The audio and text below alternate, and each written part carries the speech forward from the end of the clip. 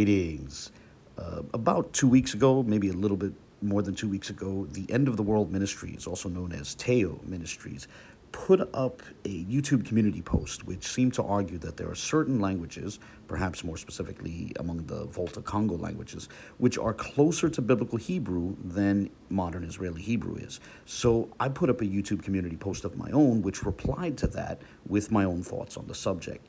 Now, I'll link to the relevant post in the video description. However, Teu from Teo Ministries, the brother of Yakoba, made a video in reply to my community post, which you see on your screen. And I'm going to play a clip of him reading both his post and my reply. But before I play the clip, let's first be clear about our different positions and the central point of disagreement between us. So Teo's position is that there are certain living languages, perhaps from among the Volta Congo languages, which are closer to Biblical Hebrew than is modern Israeli Hebrew.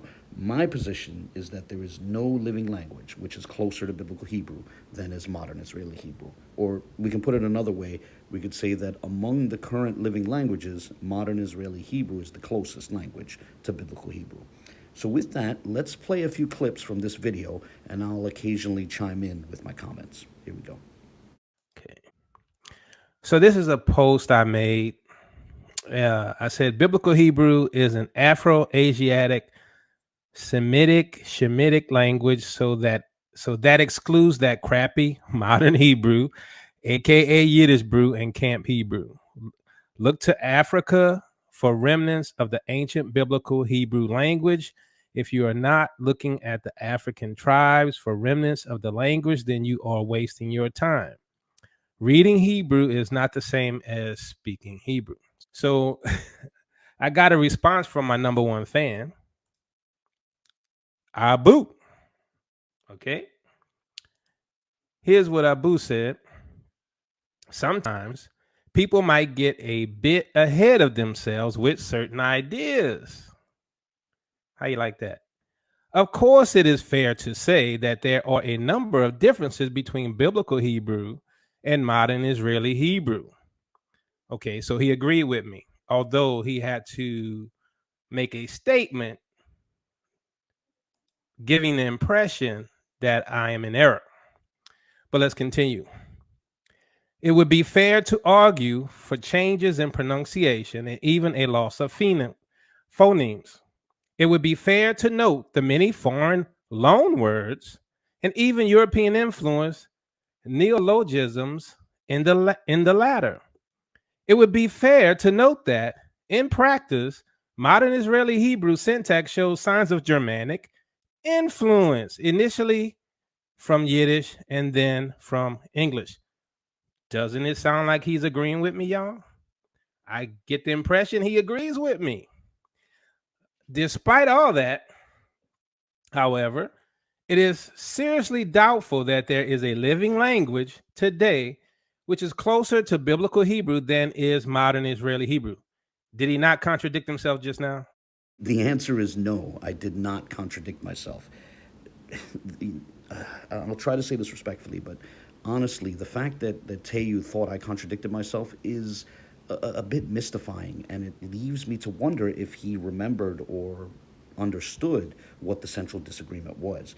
Whatever the case, in an attempt to explain why I did not contradict myself, let's consider the basic logical structure of the reasoning here. Suppose we have any three languages, X, Y, Z, and I'm using these letters as variables in the abstract, and afterwards we can instantiate specific languages in place of those variables. But sticking with the variables for now, if we have any three languages, X, Y, Z, the proposition X is different from Y does not contradict the proposition Y is closer to X than Z is. Those two propositions do not contradict each other, as it's possible for both to be true simultaneously. But now we can consider some more specific examples inserting specific languages in place of those variables. So, for example, the proposition Hindi is different from Urdu does not contradict the proposition Urdu is closer to Hindi than English is, right? It's possible for Hindi and Urdu to be different from each other, and yet for Urdu to still be closer to Hindi than English is. Or to use an example which might be more familiar to a number of much of my audience, the proposition Italian is different from Spanish does not contradict the proposition Spanish is closer to Italian than Japanese is, right? And that should be obviously true, right? It would be silly to object, to raise an objection along the lines of, no, it's too late. You already admitted that Spanish and Italian are different. So don't try and tell me now that Spanish is closer to Italian than Japanese is. Right? I hope that's clear, right? Acknowledging differences between Spanish and Italian does not mean that Japanese somehow wins by default in the contest of languages with proximities to Italian, right? So with those analogies out of the way, let's get back to the actual point of disagreement between us. Despite what Teus tried to claim, the proposition biblical Hebrew is different from modern Israeli Hebrew does not contradict the proposition modern Israeli Hebrew is closer to biblical Hebrew than, for example, the Ewe language is, right? So let's consider one more analogy, and I hope you forgive me. I know this is a long segue, but let's consider one more analogy, this one involving Chaucer, right, who wrote in English in the 1300s. His writings capture how the English of the 1300s was honestly quite different from the English of today. So let's try a bit of a thought experiment. Imagine you used a time machine to bring Chaucer to the 21st century, right? And imagine, rather than just bringing him to the 21st century, he was more specifically dropped off in Northern California in the 21st century, right? And let's say we drop him off in like Mountain View, California, not too far from Google's corporate headquarters, right? So imagine that, and imagine that upon arriving in 21st century Northern California, the first thing Chaucer hears is a Google employee saying the following, quote, "After yoga, I'll pick up a burrito and then catch an Uber to the Googleplex," right? That sentence would be unintelligible to Chaucer, right? And it captures how different 21st century American English is from 14th century English. It also likewise employs loan words and at least one neologism. And these loan words and neologisms were not part of the English in Chaucer's time, right? English has clearly evolved over the last few centuries. Yet the fact that there are differences between 21st century American English and 14th century English does not preclude us from saying that 21st century American English is still closer to 14th century English than our various other currently living languages, right? So let's put it this way. Even though 21st century American English is different from 14th century English, it is still the case that 21st century American English is closer to 14th century English than Mandarin is, right? So what this means is that if you took a person who's fluent in 21st century American English and another person who only knows Mandarin, both of them are going to have a hard time understanding the English of Chaucer, right? But the English speaker, the person who knows 21st century American English, will be able to learn how to navigate the English of Chaucer in a much shorter period of time, right? It would require a much shorter adjustment than it would for the Mandarin speaker. And this is because despite all the differences between 21st century American English and 14th century English, the two still have far more in common with each other than either does with Mandarin, right? Now, I know, again, this has been a bit of a long segue, but here's the ultimate point. Modern Israeli Hebrew can differ from Biblical Hebrew and still be closer to Biblical Hebrew than any other living language. So contrary to what Teyu bizarrely claimed, there was no contradiction in my post. And we might sum up this portion this way. All living languages today are different from Biblical Hebrew. The question at the center of this disagreement is which of those languages might be closest to Biblical Hebrew, and how do we go about determining such? Whatever the case, with that said, let's get back to Teyu's video. He just admitted it has Germanic influences, European influences. It's not Hebrew, right? That's what he just admitted. But now he's saying Israeli Hebrew is closer. Okay. I have to ask here, closer than what? And closer to what? The way Teyu paraphrases my question, or paraphrases my position saying, oh, he said it's closer. The way he does that, he seems to strip it of all the necessary details and nuance. And that's something to keep in mind. But I digress. Let's get back to the video. Not even Arabic, despite how helpful it can be to the study of Biblical Hebrew. Vague speculations are unhelpful. So he's making the assertion that my statement is vague without knowing what my full position is. If someone wishes to declare another living language to be closer to Biblical Hebrew, they should present a case for such. If Teo Ministries wishes to present a meaningful argument in that regard, I would certainly be interested in exploring what they put forward. Okay, I have to admit, when I first heard this part, I expected Teo to follow it with something along the lines of, Abu wants the argument? Well, all right, buckle up then, because here's that argument, right? That's how I was expecting him to say, okay, I'm going to lay out the argument, and then, but let's, but he didn't meet my expectations. So let's play that portion again of what I was saying, and then listen to how Teo actually followed it. If Teo Ministries wishes to present a meaningful argument in that regard, I would certainly be interested in exploring what they put forward. I'm not presenting anything for you. This is for the Israelite community. We don't care about you, Abu. You know we don't like you. You don't like us. I'm gonna keep it real. Oh man, I must confess, I found that funny, right? You see, he's making a video in reply to my post, but then declares that he has no intention of presenting an argument on the actual topic of the disagreement. And sure enough, he never did present any argument in favor of the claim that there is some other living language today which is closer to biblical Hebrew than modern Israeli Hebrew is. However, he hinted that he might do so in a forthcoming video. You know, if he does come out with another video, I'm willing to consider it. You know, we'll see. We shall see. Oh, and by the way, let me respond to that part where he said that they don't like me and I don't like them. You know, just for the record, I don't know how they feel about me, but just for the record, I don't have any particular dislike for the Teo twins, right? He seems to be mistaking disagreement for animosity, right? I can personally say that if we met in person, I'd be more than happy to get coffee and discuss our disagreements in a charitable and respectful way, right? I respect them as fellow human beings, right? And so that's something to keep in mind. They reserve the right to criticize and critique everyone else, but somehow they think of anyone who examines their positions and offers disagreements, somehow that's an unfair attack. But whatever. Anyway, let's get back to the videos. There's something mildly related to that I wanted to play here. Listen to this. I'm trying to be decent about this, but this guy been stalking us for how many years? Okay.